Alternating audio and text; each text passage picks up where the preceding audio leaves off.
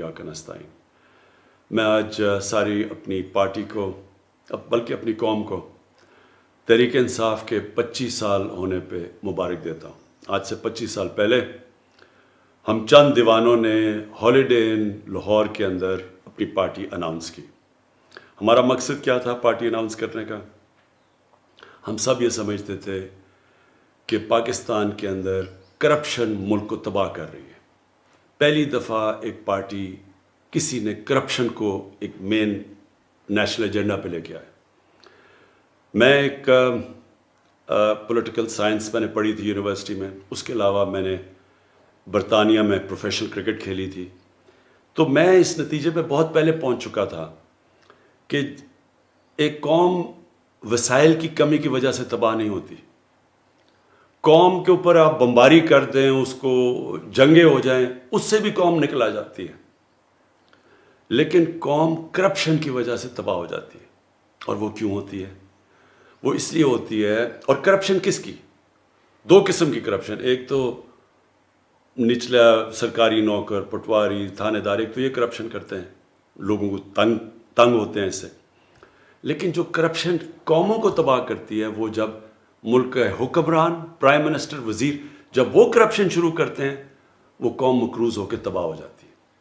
और ये सारी कहानी है, अगर आप जैसे तीसरी दुनिया कहते हैं, डेवलपिंग वर्ल्ड कहते हैं, आप एक एक मुल्क में चले जाएं तो वहाँ उनके हुक्मरान वही कर रहे हैं जो हमारे हुक्मरानों ने किया और तब कर रहे थे जब मैंने ये पार्टी बनाई।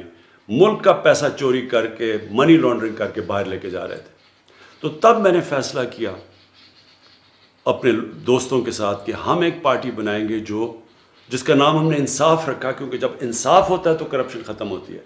इंसाफ का मतलब कानून की बालादस्ती।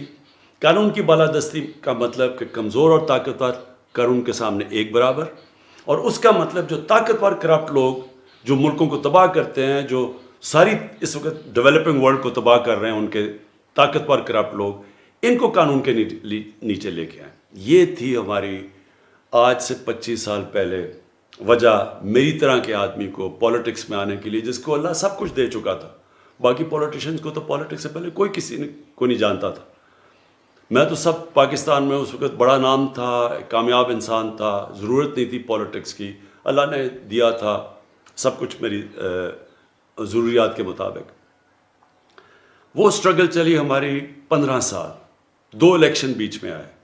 पहले इलेक्शन में 1 सीट भी नहीं, दूसरे इलेक्शन में 1 सीट। ये 15 साल एक बड़ी मुश्किल स्ट्रगल थी, जिसमें मेरे साथ कई लोग आए, कई चले गए, कई हार मान गए, कई जी हमारा घर में मजाक उड़ता है, हम और देर नहीं रह सकते। और ख़ास तौर पे जब दूसरा इलेक्शन आ रहा है 2002 में, तो चंद लोग रह गए। मैं अपने नौजवानों को बताना चाहता हूँ कि क्यों मैंने कभी हार नहीं मानी। 2 वजह थी। एक ये कि मैंने क्रिकेट की ग्राउंडों में एक चीज़ सीखी थी कि जो हार नहीं मानता और आखिरी गेंद तक लड़ता है, उसको हार भी हरा नहीं सकती। और ये भी मैंने सीखा था कि जब भी दुनिया में मैं कोई काम करूं, क्योंकि मैं तब तक 2 काम कर चुका था, क्रिकेट में कामयाब हो चुका था और फिर शौकत खानम हॉस्पिटल बना चुका था। तो कामयाब इंसान तब होता है जब वो जो काम करने के लिए निकले, जो ख्वाब देखे, फिर किश्तियाँ जला के उसकी तरफ जाए, फिर कभी वापस ना जाए। यानी या मौत और या वो काम होगा। तब इंसान के अंदर जो सलाहियतें हैं, जो अल्लाह ने इतनी ताकत दी है, कुव्वत दी है, वो तब बाहर आती हैं जब आप फैसला कर लेते हैं कि ये एक काम आपने करना है, जो भी मर्जी हो जाए। और फिर मेरे सामने नबी सल्लल्लाहु अलैहि वसल्लम की ज़िंदगी थी। मैंने उनकी बड़ी क्लोज स्टडी कर चुका था। कुरान हमें हुक्म देता है उनकी ज़िंदगी से सीखो।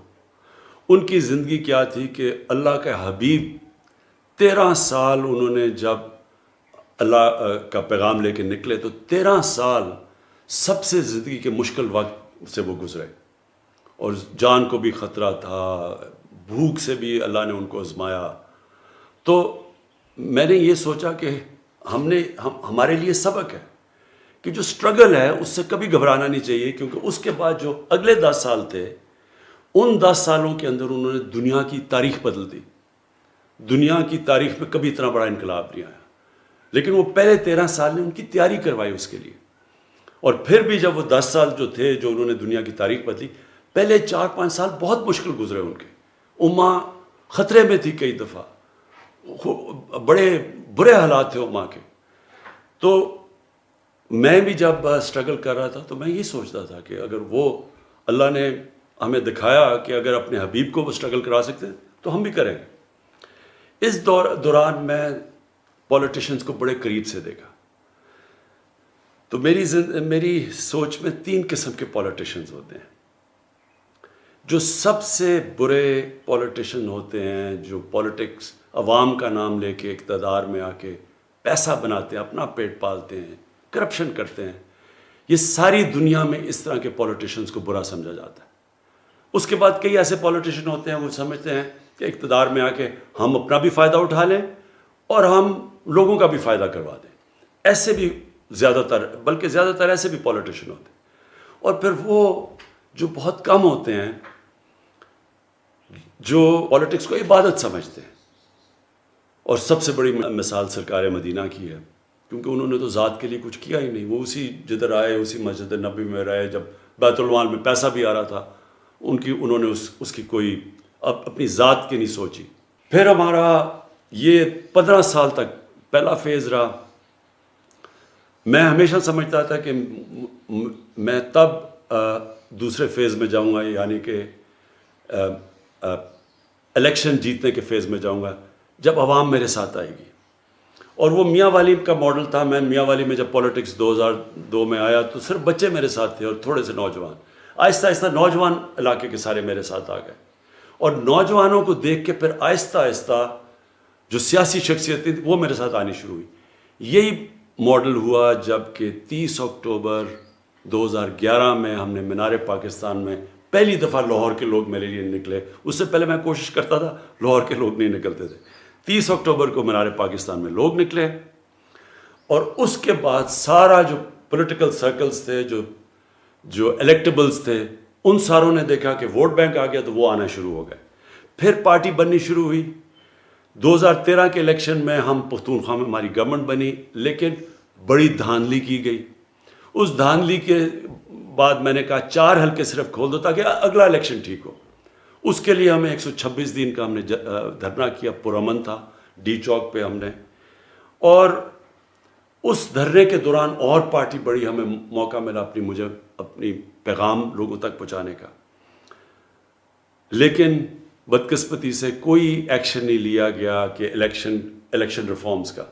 میں آج آپ کو کہنا چاہتا ہوں اپنی قوم کو کہ انشاءاللہ جو اب ہم الیکشن، جو نئی چیزیں ٹیکنالوجی کا استعمال کر رہے ہیں، الیکٹرانک ووٹنگ مشینز کو اب لے کے آ رہے ہیں جو ہم نے آزما لی ہیں، دنیا میں ٹیسٹڈ ہیں.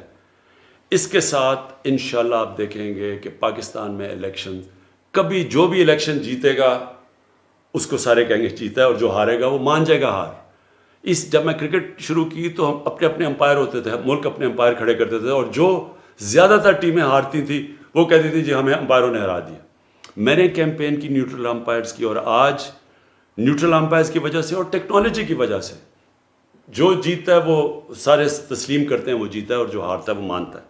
انشاءاللہ یہی پاکستان میں ٹیکنالوجی کی وجہ سے اب اگلا یہ سسٹم ہم لے کے آ رہے ہیں. اس کے بعد 2018 میں ہماری پارٹی جیت جاتی ہے. پھر سب سے مشکل فیز شروع ہوتا ہے میری اسٹرگل کا. یہ میری زندگی کا آخری اور سب سے مشکل فیز ہے. جو بھی میں نے زندگی میں سیکھا وہ اگر میں نہ اس اسٹرگل سے گزرا ہوتا میں یہ 2.5 سال نہ گزار سکتا، کیونکہ کبھی بھی کسی کو ایسی حکومت نہیں ملی. ملک بینکرپٹ، سب سے بڑے خسارے اندرونی اور بیرونی، یعنی ریکارڈ خسارے. اور وہ آپ صرف جو سٹیٹسٹکس دیکھ لیں آپ کے سامنے آ جائے گا. کبھی پاکستان کو اتنا مقروض نہیں تھا.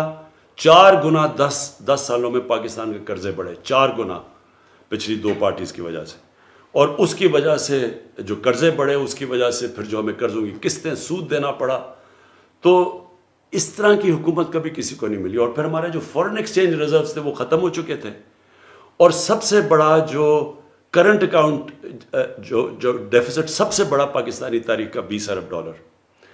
تو اس کی وجہ سے بڑی مشکل سے ملک بچا ڈیفالٹ سے. ہمارے پاس پیسے ہی نہیں تھے قرضوں کی قسطیں واپس کرنے کی اور جو ہماری کمٹمنٹس تھی باہر, اور ڈیفالٹ کر جاتا تو آج روپیہ جو 150 روپے پہ یا 154 کے قریب ہے, اس نے 200, 250, 300 کدھر پہنچنا تھا ہم نہیں کہہ سکتے, کیونکہ سارا فلوز بند ہو جانے تھے باہر کے.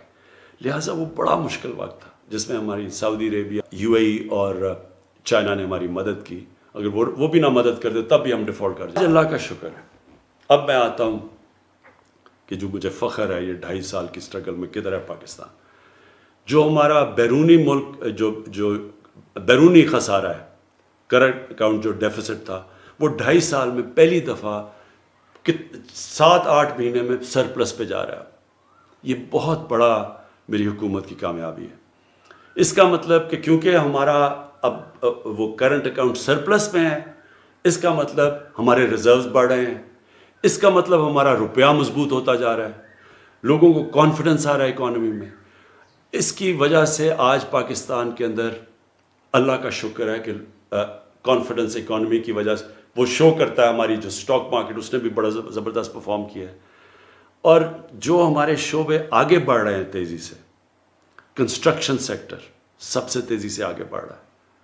پاکستان کی تاریخ میں سب سے زیادہ سیمنٹ کی سیلز ہوئی ہیں. اس کا مطلب ایکٹیویٹی, بزنس ایکٹیویٹی چل پڑی ہے. اور اللہ کرے ہمیں کورونا سے یہ ہم جو تیسرا ویو ہے اس سے ہم ٹھیک طرح ہمارا ملک آپ سب ہمارے ساتھ مل کے اس کے احتیاط کر لیں. تو جس طرح ہم اب جا رہے ہیں, اب پاکستان آگے بڑھ رہا ہے. ہماری لارج اسکیل مینوفیکچرنگ آگے بڑھ رہی ہے. ہماری جو گاڑیوں کی سیلز ہیں, ہماری اس وقت جو ہمارے کسان ہیں, ہمارے کسانوں کے پاس سب سے زیادہ خوشحالی آئی ہے ہمارے دور کے اندر. ان کو پہلی دفعہ ہم نے گنے کی قیمت صحیح دلوائی ہے, ریکارڈ ان کو گنے کی قیمت ملی ہے, ان کو گندم کی قیمت سب سے زیادہ ملی ہے. آج دیہات کے اندر پہلی دفعہ ہمارا کسان خوشحال ہے.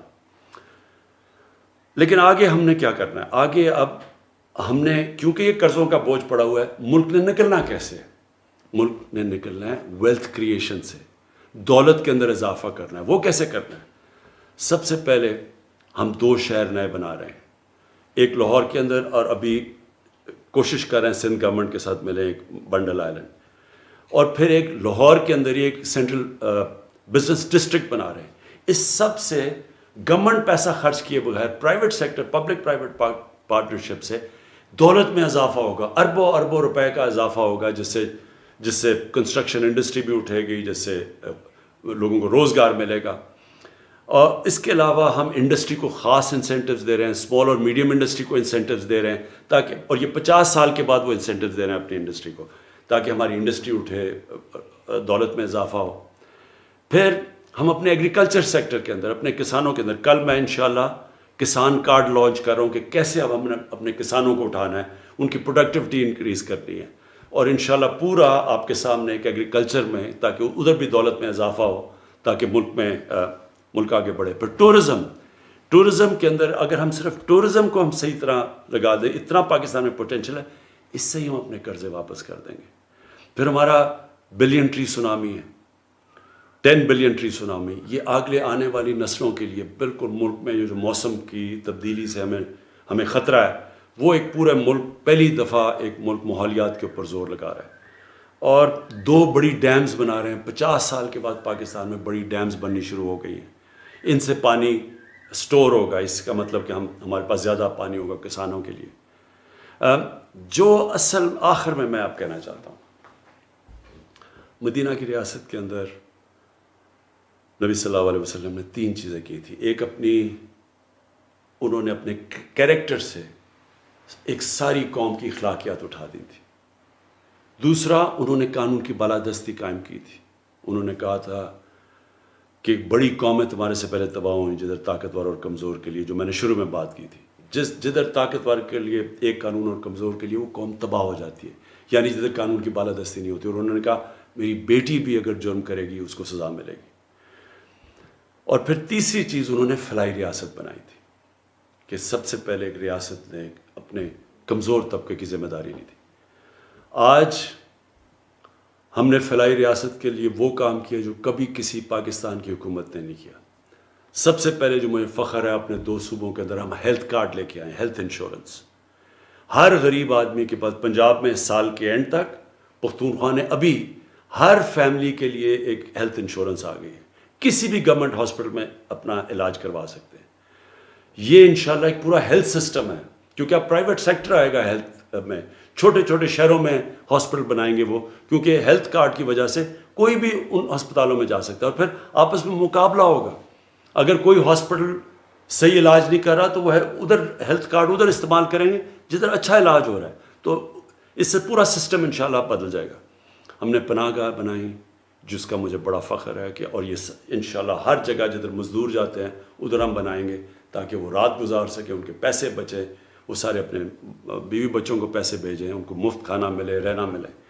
یہ ہم نے شروع کیا ہے. ابھی ایک اور ہم ٹرکس اب سارے پاکستان میں جائیں گے ان علاقوں میں جدھر غریب علاقے ہیں، تاکہ کوئی بھوک نہ ہو، کسی کو کوئی بھوکا نہ سوئے. جو ہاؤسنگ ہے، پہلی دفعہ پاکستان میں اب ہم کمزور طبقے کے لیے گھر بنا رہے ہیں، اور یہ کبھی پاکستان میں پہلے نہیں ہوا، کیونکہ پاکستان میں وہ سسٹم ہی نہیں تھا، مورگیج فنانسنگ ہی نہیں تھی، بینک قرضے ہی نہیں دیتے تھے. وہ ہم نے قانون چینج کیا بینکوں کے ساتھ بیٹھ کے. انشاءاللہ اب وہ طبقہ جو کبھی پیسے دے کے گھر نہیں لے سکتا تھا اس کی اب مدد کریں. لیکن آخر میں جو سب سے بڑا اس وقت جنگ، battle for the soul of Pakistan, ملک کے مستقبل کی جنگ لڑی جا رہی ہے، وہ قانون کی بالادستی کی ہے. جو بڑے بڑے مافیاز ہیں، جو سیاسی مافیا ہے، جو وہ لوگ جو کارٹلز بیٹھے ہوئے ہیں، جو مل کے پیسے بڑھاتے ہیں، لوگوں کے لیے چیزیں مہنگی کرتے ہیں، یہ سب اکٹھے ہیں. ہر وہ جو کہ کرپٹ سسٹم سے فائدہ اٹھا رہا تھا وہ ہمارے خلاف اس وقت کھڑا ہوا ہے. یہ ہے اب جو جنگ ہم لڑ رہے ہیں. یہ جنگ جس وقت ہم جیتیں گے، اور انشاءاللہ جیتیں گے.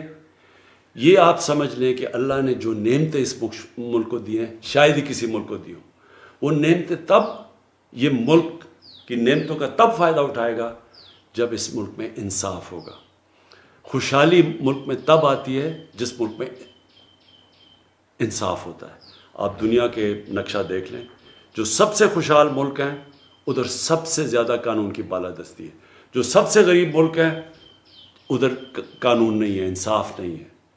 اور جب مدینہ کی ریاست میں سب سے پہلے قانون کی بالادستی آئی تھی، پھر خوشحالی آئی تھی، اور انشاءاللہ وہی پاکستان